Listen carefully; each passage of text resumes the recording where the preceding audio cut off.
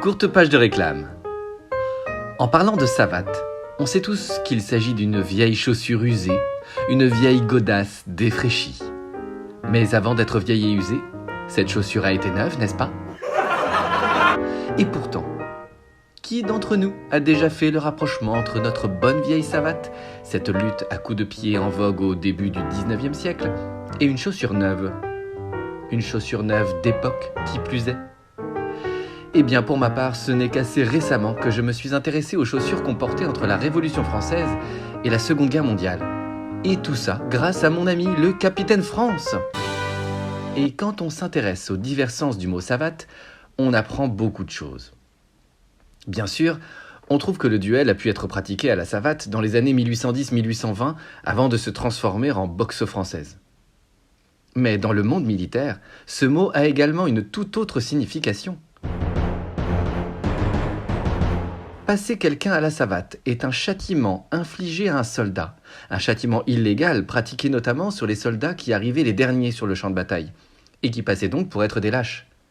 Concrètement, cela consistait à attacher le soldat puni dans la chambrée, pantalon baissé, et à frapper son postérieur à tour de rôle à l'aide d'une savate.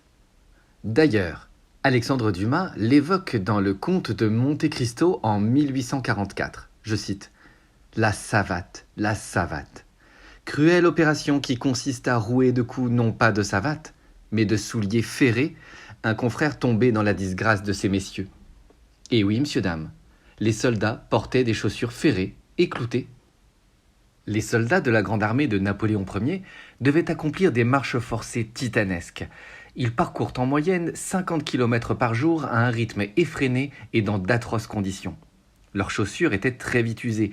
La vieille savate usée est le quotidien du soldat napoléonien, à tel point qu'à la fin des batailles, les soldats retiraient les souliers des morts pour les récupérer. Alors, à quoi ressemblaient les chaussures du soldat napoléonien? Eh bien, il porte un soulier de troupe, c'est-à-dire une chaussure basse, en peau, pesant environ 600 grammes. La semelle est en cuir tanné et renforcée d'une trentaine de clous de cordonnier. Le bout de la chaussure est carré et les deux chaussures sont identiques. Il n'y a ni pied droit ni pied gauche. Plus tard, la forme du soulier va évoluer. Le terme argotique de godasse désigne une chaussure militaire créée par un certain Alexis Godillot.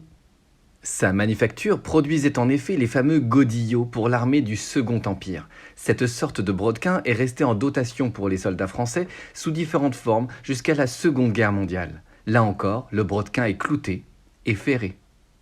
Vous comprendrez en voyant ces brodequins que lorsqu'un soldat porte un coup de savate, ça n'est pas la même chose que quand un tireur porte un coup de pied avec des chaussons de boxe française. Quand on parle de savate, on parle d'un combat armé. Dans les salles d'armes, on dit tirer la savate comme on dit tirer les armes. On est bien loin d'une boxe pied-point, n'est-ce pas? Pour terminer, messieurs, dames, au cas où je ne vous aurais pas convaincu, je vous fais la lecture de la revue La Mode du 1er octobre 1831. Dans les écoles de chaussons ou de savate, les élégants de faubourg s'initient à l'art d'estropier proprement leur homme à coups d'énormes souliers ferrés. Si avec ça je ne vous ai pas convaincu, il ne vous reste plus qu'à en acheter.